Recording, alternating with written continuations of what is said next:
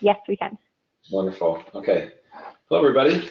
A couple housekeeping things before we dive in here. One is there's a handout that is accessible through the GoToMeeting interface someplace. So that's got some notes that will help keep all this stuff top of mind after the presentation is long past. The other thing is I apologize in advance. I'm going to be sipping at my trusty tea here throughout the presentation. I had stomach flu for the last couple of days and I'm trying to rehydrate. So it's probably good this is a virtual webinar and that you're safely on the other side of that webcam instead of in this disease-infested room with me. Okay, so without further ado, thanks for the introduction, Amber. Yes, I'm Dan White. I'm the CEO of Filament Games. We make playful experiences that improve people's lives. Those learning games can take many different shapes and happen on many different platforms. And of course, today we're talking about one very particular platform, that is VR for learning. Now, one thing that's important to know about Filament, besides some logistics stuff, been around for about 10 years, about 40 people, is that we care, like any game company, a lot about what happens inside of the game experience itself, but we're more interested actually in what happens after the game experience. In other words, how did that game experience change the player in some way? How did it change their mindset or their perspective or give them new skills or abilities? That's kind of what we're all about at Filament. So since VR came onto the scene not that long ago, for the second time really, we've been prototyping and playing with it as much as possible and basically just learning about the technology, learning about its unique affordances for learning. So I'm going to share a little bit about that with you today, but before we dive too far in, the big question that we had to ask at the outset of playing with this technology, and really that we have to ask ourselves at the outset of playing with any new technology that we can apply our craft via, so what's actually different about it compared to other technologies that we've used in the past. So the thing about VR that's interesting, if you get a little bit reductionist about it, is that it's primarily an input device, right? So previously, if we were going to have an immersive first-person experience that was digital, we would probably control our perspective with a mouse. So we'd look around with a mouse, and we'd probably control our movement with a keyboard. Usually it's W, S, A, and D keys. And so instead of moving our perspective with a mouse, now we're moving it with our head. And instead of moving our bodies with W, S, A, and D, we're essentially stationary in VR right now. And I'm not including teleporting as a function because I think that's kind of a temporary hack.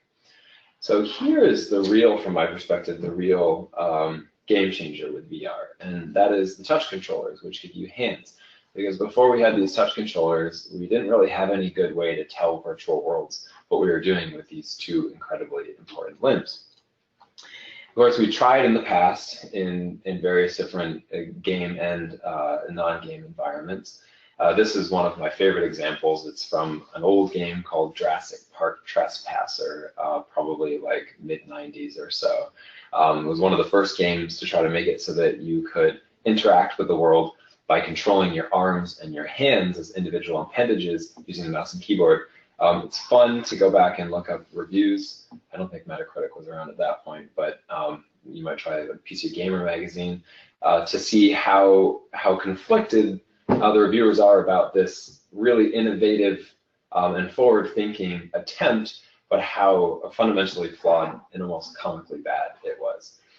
Fast forward a number of years and you have games like Surgeon Simulator making fun of this by making it so that you have to control each individual finger of your hand with a different key on the keyboard. And of course, disaster ensues, and it's very funny and gross. So how does VR actually accomplish this input? Well, there's of course many different competing ways at various different levels of fidelity. So I'm going to show you a list of some of the big ones that are emerging right now. Of course, this is not meant to be comprehensive. So in the upper left-hand corner of my screen, you can see the Leap Motion controller, which is actually just the little piece of optics that's attached to the front of the HMD, or the head-mounted display that that woman is wearing. And the cool thing about the Leap Motion controller is that there's no hardware in your hands. What it does is it understands how your hands are moving, and even understands how your individual fingers are moving, and the fidelity and accuracy of those detections is getting higher and higher all the time. Top right are the HTC Vive controllers. Those are your more traditional your touch controllers right now. They use gyroscopes and accelerometers to understand where the controllers are, how they're moving, how they're tilting, etc. In the bottom left, you have the controller for the Samsung Gear VR, which really is sort of limited to trigger and laser pointer functionality, and you only have one of them, so it's not full fidelity touch. In the bottom right, getting pretty nascent with the Manus VR gloves. There's a number of different types of gloves like this, but these gloves, like the Leap Motion, tell the virtual world what you're doing with your individual fingers, but on top of that, they also give you haptic feedback. The other big game changer, in my opinion, is the location tracking, right? So prior to VR, we didn't really have any good way of telling virtual worlds where our bodies were, so whether or not we were ducking or jumping or crawling under something. And now with motion controls, we do. This is, so what you see on the screen right now are a number of different devices that are on the market right now to tell the virtual world what you're doing with the rest of your body, and basically to use your body as a motion controller to escape the aforementioned box, or the problem that we have with VR right now, which is essentially that you're stationary unless you teleport, which can be very disorienting for people. None of these have really taken off yet, in part because they're really expensive, and of course also in part because you look pretty stupid when you're in these. Okay, so to recap, what's different about VR? So you can look around a virtual world with your head. You can look around a virtual world with your body, and the reason I have an asterisk there is that right now, virtual world doesn't really understand anything about, for example, where your feet are, where your torso is. You're really just manipulating a POV, or a point of view camera, with your head. And then, of course, we mentioned you can interact with virtual objects with your hands as you go higher up the fidelity spectrum and get into the higher end touch VR systems. As you move down, and then, of course, with the Vive in particular, you have what's called room scale VR, where you can move around in about a 15 by 15 foot space. As you move down the spectrum toward more nascent VR, that's where you start getting things like finger tracking, cordless movement, body tracking, and haptic feedback.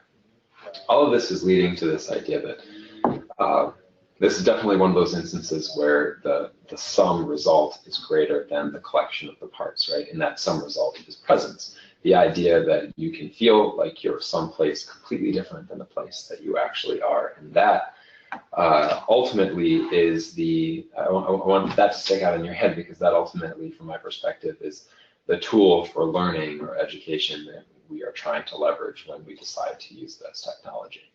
So let's talk about that. What does that actually look like?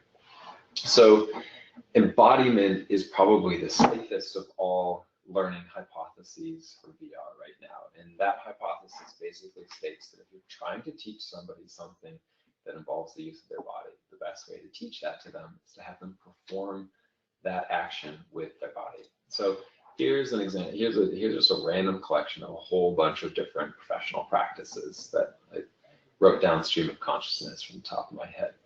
And then what I did is I organized these from on a spectrum from high embodiment to low embodiment. So you can see toward the high end of the spectrum, you've got professions like electrician, mechanic, nurse, grocery store clerk.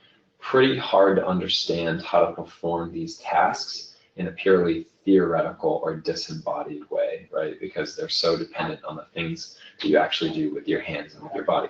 On the other hand, down at the bottom of the spectrum, professions like lawyer, CEO, computer engineer, accountant, these professions are primarily taking place in an abstract mental space. And the actions that those professions perform with their physical selves are not particularly important. They're certainly not the most critical parts of what it means to perform at those professions. I think the middle area is the most interesting area, the italicized professions. And those are the professions where you have kind of a hybrid of both, right? So like an astronaut, for example, needs to know a lot about physics, but they also need to be able to manually operate the controls of the shuttle. Or a detective, for example, needs to be able to think about the psychology behind the criminal activity to understand the motive of the criminal, for example. But they also have to physically case a scene, and that might involve stooping to dust for fingerprints on the floor or something like that. Okay, relevance, number 2 here. So with any kind of learning task, it's really important for motivation that the learner understands the connection between what they're doing in the simulated environment and how that connects to the real world, how it has utility in the real world in some way. And traditional non-VR games do a really nice job of establishing the connection between the knowledge and the practice, but not always necessarily between the practice and the real world. So the reason VR is different is because it puts you in such immersive, all-encompassing environment that to the extent that there is any disconnect between what you're doing in the virtual world and the real world, it sort of becomes moot because that virtual world is so compelling and so all-consuming that the player essentially accepts that virtual world as the new reality, and that's of course why we call it virtual reality. Number 3 here, immersion.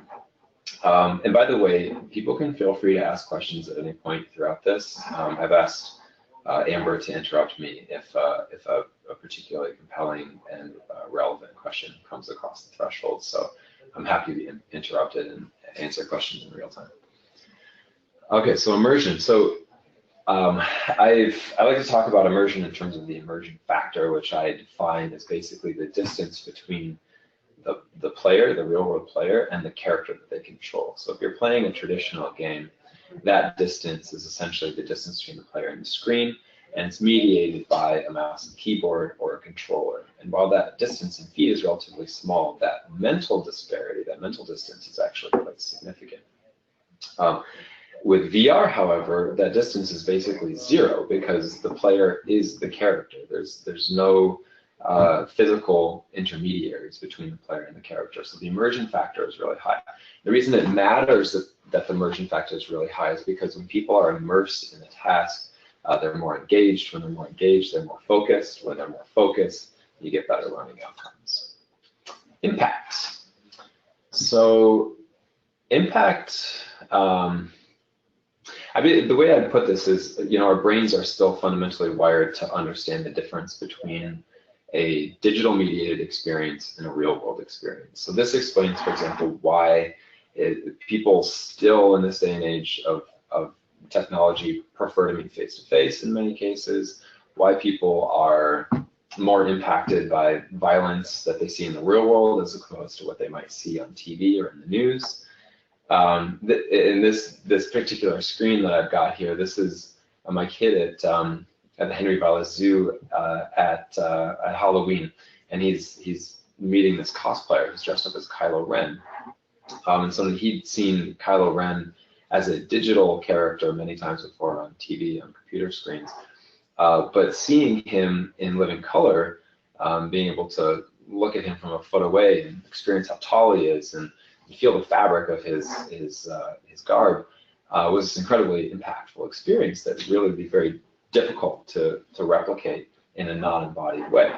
I don't know if you can tell from his face there, but he's absolutely awestruck by this experience. So in training, we typically try to create this type of impact through live scenarios, so live hands-on training scenarios, which are great, but they have some drawbacks. And some of those drawbacks are they can be expensive, they can be time-consuming, they can be logistically complicated, and perhaps most importantly, in some cases, they can actually be dangerous depending on what you're trying to simulate. So VR can deliver, from my perspective, a lot of the impact that you would get with that type of training scenario without all those downsides. And then finally, identity. So this is what you're seeing on the screen here is a game that one of the very first games that we created called Resilient Planet, where you step into the role of one of those kind of famous scientists that you would see on TV, like in a National Geographic documentary, and you're doing research on the ocean.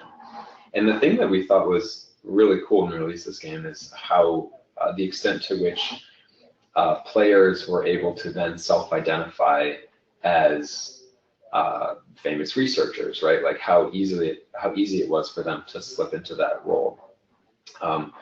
To the extent that regular games make it easy, I believe that VR games make it even easier, right? Because instead of controlling that character on a screen, you are actually literally becoming that character in the virtual space, and therefore, from my perspective, able to connect with that identity on an even deeper level. Okay, so we've talked sort of on a theoretical basis about why VR might be good for learning. So I want to talk a little bit more on a practical level now and share some specific examples of VR that is used in training scenarios effectively. So the first thing that I want to point out is a particular methodology or pedagogy that's been used in VR so far, which I attribute, or I consider sort of the early days of learning in VR, and that is something I call look and learn. So it's basically very few verbs, so the player doesn't have many actions that they can take in the world other than looking at the world, but it is through this looking process that they learn things, right? And so that's why I call it look and learn. So look and learn, basically, the two examples that we have on the screen here. So you might look at the model of a human body and you might use that as an opportunity to identify different organs or identify different bones. So really great for flat content, rote memorization. It's like drill and practice in traditional games. There's a time and place for it.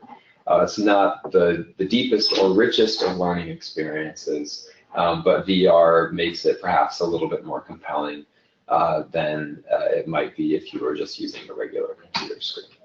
But ultimately, I think VR is going to be, particularly with the advent of hiring VR and reducing costs, I think we'll move away from this relatively quickly. And the reason for that is essentially like a magic school bus ride where the door to the bus is locked, right? And it actually, when you think about it, from a learning perspective, maybe matters less where that school bus goes and more what the students can do or what the learners can do when they get there, which of course requires them to be able to get off the bus. So for the rest of the slides here, we're going to be talking about the use of the application of VR with rich verbs or rich interactions for the player. So this is one of my favorite examples. This is also VR. What you're seeing here is there's a real doctor who is digitally imposed into this virtual image, and it's just to give you a sense of what it looks like for him in this scenario. So he has a physical controller in his device, and that physical controller in the virtual world looks like the actual surgical tool or implement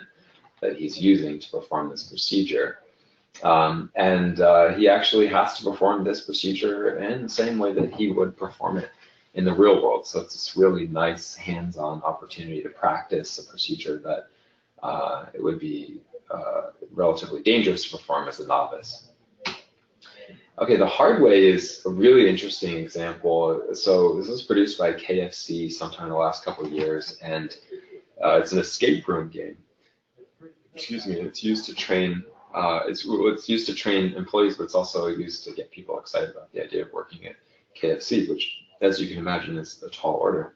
But it's executed rather brilliantly. The game basically, in the process, it sets up this scenario where you have to escape this escape room. In the process of doing that, you basically have to create Kentucky Fried Chicken exactly the way you would create Kentucky Fried Chicken at a physical store.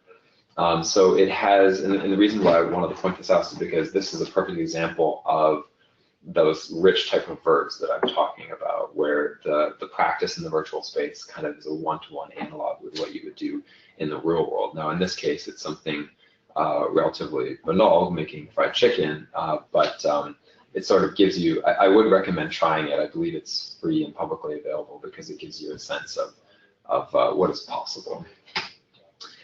This is an example from Ford Motor Company, and what they do is so what you're seeing in this image is the person is obviously real, and the environment around the person is real, but the object that he's interacting with is a component of a motor or an engine, and that is entirely virtual. And so what Ford does is they use these virtual interactions with real people to try to understand what the implications of new parts are going to be as they move down an assembly line.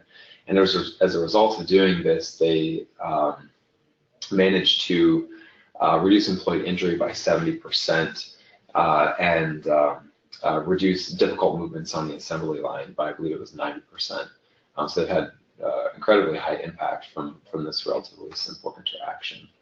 This is Mezzo. This company uses VR to train employees to identify workplace hazards, and their results are still compelling, although a little bit more modest. So they increase the speed at which they were able to perform this training by the use of VR, and then they also increased the number of workplace hazards that trainees were able to identify by 10% through the use of this training. This is perhaps the most compelling one from my perspective. So this is the Miami Children's Health System, and they're using VR to train employees on a number of different relatively basic medical procedures like the Heimlich maneuver, nasal gastric tube insertion, intubation, starting an IV, wound care, things of that nature. And the results that they saw were super compelling. So after as much as 2 years, they would see, after as much as a year, they would see retention of up to 80% versus their traditional methodology where they would only see retention of 20% after a week of doing the training. This is from the Annals of Surgery, a journal that publishes studies on what goes on, basically research of different surgical practices and training practices. You can see in this one, this is interns for learning gallbladder dissection, saw a significant decrease in the number of errors that were that happened during that practice. So you can see a lot of these examples so far in the medical field, which is not to say that other fields can't benefit dramatically. It's just to say that the medical field is an obvious example of a salient example of a field that has high training costs, where there's a lot of risk and a lot of danger in doing live scenario training. Okay, so we've talked a little bit about theory. We've talked about some practical examples of how this is being put into practice right now. Where's this going from here on out? So VR technology will continue to advance so long as this technology continues to advance, because the screen display in your phone is essentially the same screen that's in a VR headset. And so as this technology improves over time, so too will the technology in VR headsets. The other big development is that the price is dropping precipitously and significantly. So this is the Oculus Rift. Oculus Rift originally retailed at launch for almost $800. It's now half that price. HTC Vive has seen a similar drop from $800 to $500. And here's an example of some price points for some of the major players in the VR space right now, sorted from lowest fidelity to highest fidelity, from top to bottom. So PSVR is a notable mention, because PSVR has the biggest install base of any VR device right now, and that's mostly just because it's got that right combination of price point, and it plugs into an existing large install base, which is the PlayStation console. The Windows MR devices are newer to the scene, and we're going to talk about those in a second, but basically Windows has put out a spec, and then a whole bunch of different OEMs like HP and Lenovo started using that spec to create their own VR devices. So what we're seeing as a result of this is the market is going from basically 2 high-end players to, I would guess, almost a dozen or so. It's a lot more hardware on the market. So this is one example of the Windows MR controllers. And the big thing that's different about these controllers compared to past VR touch interfaces is that they're inside-out tracking as opposed to outside-in. And basically what that means is that they have cameras facing out of the HMD that understand the parameters of the world, where the walls are, things of that nature, and where the controllers are, so that you don't have to have towers anymore. And that's one of the challenges right now from a logistics and cost perspective with the Vive and the Rift, is that they both have towers that you have to set up, tower sensors that are used to track the player's movements in the virtual space. So Oculus and HTC, which still at this point in terms of besides the PSVR, are really like the 2 major players in the VR space at the moment, and they're both taking very different trajectories in response to the evolution of the market. Oculus is focusing a lot more on the middle and lower end of the market, so their new product is the Oculus Go, which is like the mobile VR devices, like the Gear VR, except that, and the Gear VR is Samsung. And the big difference is that with the Oculus Go is that you do not insert a phone. It has a built-in LCD display. And it has a very similar touch controller like we saw with the Gear. So it's got the laser pointer and trigger, and is great for, with the $200 price point, is great for more entry-level experiences, but doesn't have that high fidelity touch. HTC, as I mentioned, is going in the exact opposite direction. So their new controllers coming out, which are codenamed Knuckles right now, are high fidelity, so you can actually they strap around the middle of your hand so that your fingers can be free and the virtual world can understand what you're doing with each individual digit. And then they've just released, those have not been released yet, they're just about to release, or they've just released they at least just announced the Vive Pro, which is their next iteration of the Vive, and it's an even higher cost version. It does not come with towers. I believe it costs $800 at retail, and it doesn't come with the controllers or the towers. Then the Vive Pro advances on the previous incarnation of the Vive in several ways. One is that it has, the biggest one is it has a much higher resolution screen.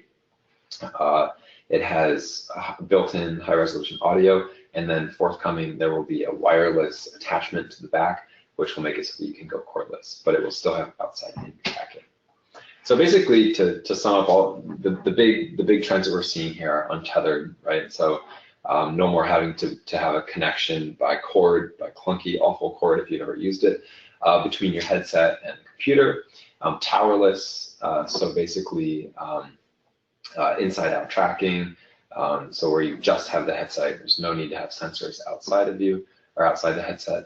More affordability, the price is coming down for all of this stuff, with the obvious exception of the Vive, and then environmental awareness. So this is more with the Microsoft MR headsets right now, but this is probably a trend that we'll see continue into other headsets as well, and that is that selectively you can bring things from the real world into the virtual space. So maybe you're in a virtual space, but you can also still see the actual mug in front of you or the actual table. So it's just sort of hybrid.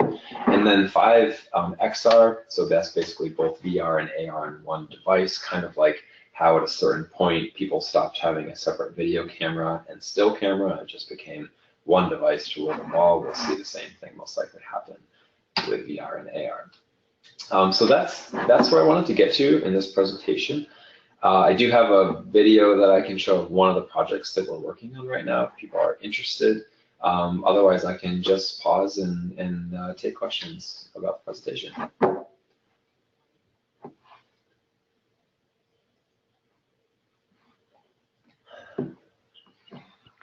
Thanks, Dan. This has been really, really helpful. I think if you want to show that video, we should go ahead and show the video, and then if any questions come through, we can answer them as they come through.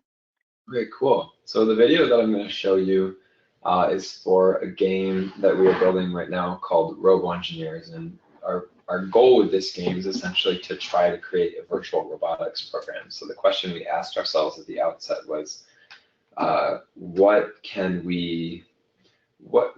what sort of experience can we create in VR that delivers a lot of the affordances of a real-world robotics program without some of the drawbacks in terms of cost and logistics and travel, and also our goal is to create more scaffolding so that there's a smoother on-ramp with the objective of kind of making robotics more accessible and diverse.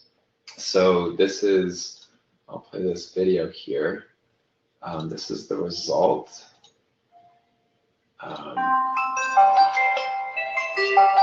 And this is still, I should mention, this is still a work in progress. But basically, you can snap together pieces like you were playing with Legos, essentially, except you have a much broader diversity of objects. So you have motors, and gears, and pistons, and wheels, cameras, things of that nature.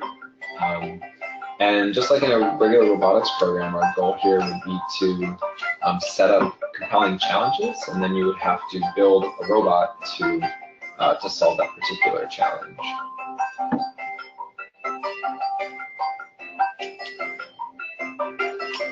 So we really wanted to capture the embodied practice of engineering here by making so that you're still building and operating these robots with your actual hands. Because we felt like a lot of engineering thinking and a lot of engineering practice that we wanted to capture and replicate was an embodied practice. I'm going to stop this before we learn about the $1 bagel versus the $1,000 bagel. Okay, cool. Yeah, and that's a work in progress right now. We've done VR projects. So that's an example of a high-end VR project with full touch control. We've done projects for Google Cardboard, for the Samsung Gear, and everything between.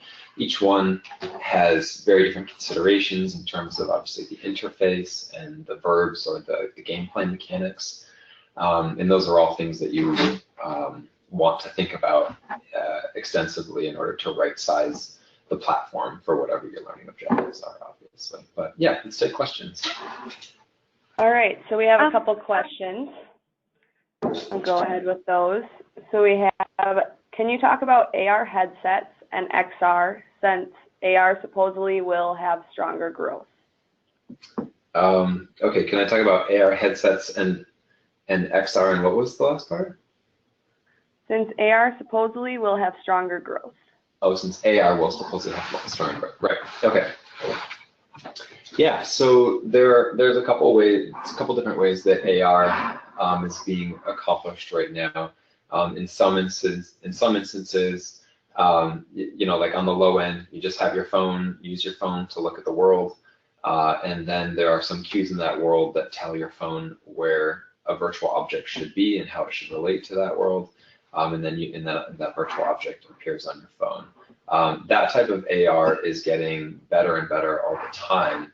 I think the big development that we're seeing right now is better sort of terrain, what I'll call it terrain or object recognition technology, so that your phone or whatever device, whatever AR device you're using, can map out and understand the world around you, which helps it understand how those virtual objects should interact with the real world. And that is what leads ultimately toward MR, mixed reality. And mixed reality is basically just means that the virtual worlds understand detailed things about the real world. So for example, if a virtual object walked behind a wall in the real world, it would be occluded by that wall. And if part of it was behind the wall and part of it wasn't, then part of it would be occluded and part of it would not be occluded. So that makes a huge difference when, I mean, just in terms of like the realism and the fidelity of those virtual objects in the world. And the question is spot on, and asked, you know, and sort of making the comment that AR will probably surpass VR in terms of number of possible applications and use cases. And I think what we'll probably see as the way that that's ultimately accomplished is you'll still wear a headset that fully occludes your vision, but it will have outward-facing cameras that are essentially passing a video feed through to your eyes, and then imposing or superimposing those digital objects on top of that feed. Alternative ways to do that are like what we're seeing right now with the Microsoft HoloLens. I still haven't tried the Magic Leap to understand exactly how that works, but that's going to be released in the not too distant future. But I know at least with the HoloLens, and I believe the Magic Leap does it the same way, is it's not a video feed pass through. You're actually looking straight out at the real world through a non-occlusive some type of glass, essentially. And the big challenge with that type of technology right now and for the foreseeable future is just the size of space in which virtual objects can be. So right now with the HoloLens, it's a slit kind of like this. So you can see the whole world, but the virtual objects can really show up in this very narrow band of field of view. The Magic Leap, from what I understand, increases that significantly, but it is still a band, and it's still like you're a knight wearing armor and sort of looking out through a visor.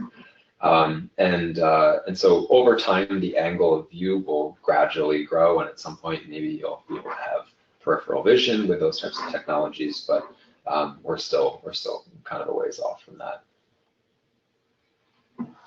Great. So the next question we have is, do you know of any kinds of PhD programs in education related to AR and VR? Oh gosh, I don't. That's the wrong question for me because I exited grad school hastily in order to start this company because I liked making things more than researching them.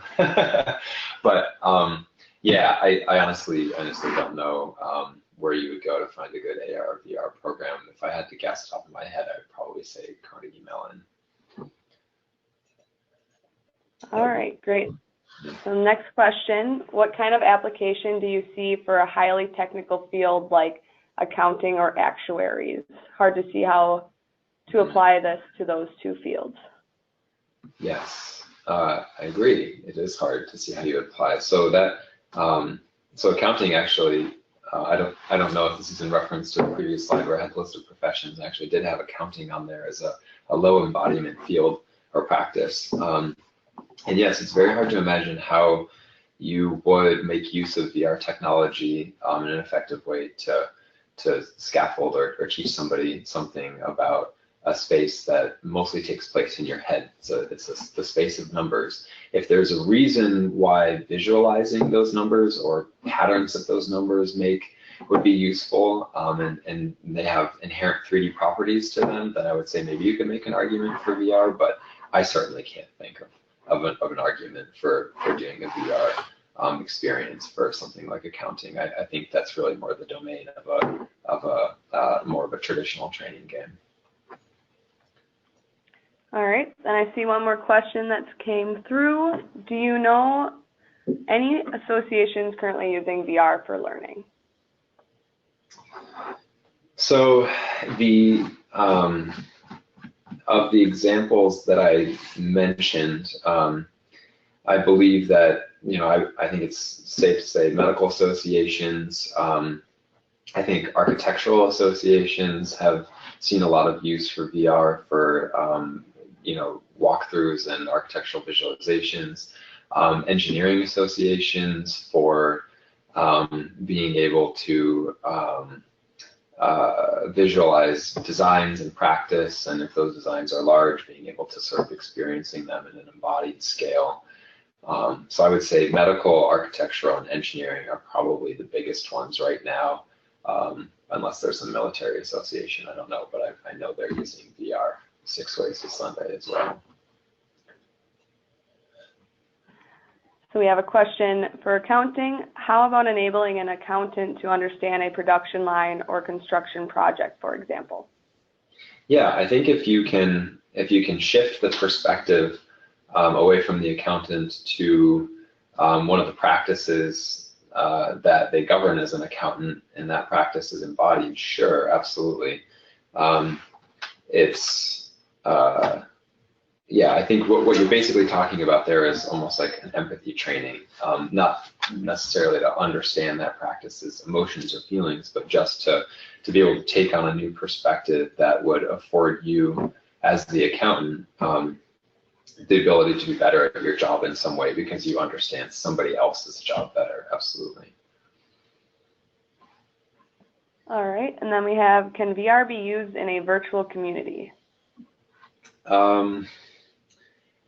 Well, yeah, I guess I would need a little bit more context. So go ahead and expound on that. And while you do, I'll say a couple things about VR and virtual communities. So one of the emerging uses of VR right now that's actually pretty exciting and growing pretty quickly is use of VR for social interactions. So we have the tools right now to make it so that if I'm a virtual person and you're a virtual person, we can be instantiated in the same virtual space, and you can see how I'm gesturing. You can see things. You can see certain information about how my face is moving, how I'm emoting when I'm speaking, how my mouth is moving. Excuse me. It's still relatively primitive. It's not obviously the same as actually being face to face with somebody, but this is one of the fastest growing uses of VR, and so I anticipate that the hardware and software for capturing what we're doing with our bodies and then sort of translating that into a virtual avatar that can co-inhabit a virtual space with one or more other virtual avatars will continue to get higher and higher fidelity. Okay, so the expansion to that question is, We want members to become more engaged in our actuarial community. How can we motivate them to join more using VR tools? I see. Okay. Yeah, that's a tough question. I mean, I guess it depends on how. I guess it depends on what the ultimate engagement strategy is. Like, if the engagement strategy is to give them an actuarial experience, or to train them on actuarial principles, then you can certainly use VR as a tool for that. The challenge, of course, at this stage is the install base is very low. So if you're going to use high-end VR, there's just the prohibitive cost of getting the hardware to everybody. For lower-end VR, like the Gear VR or the forthcoming Oculus Go, absolutely, it's the barriers are much lower there. But if it was more like we want to engage people by doing seminars or having conversations with people who are scattered around the world, and we want to be able to share a virtual space and maybe even co-interact with virtual objects. That is probably not the easiest way to accomplish that objective right now. It will get easier and easier, but as I mentioned, the technology is just still, in the scheme of things, is still relatively nascent.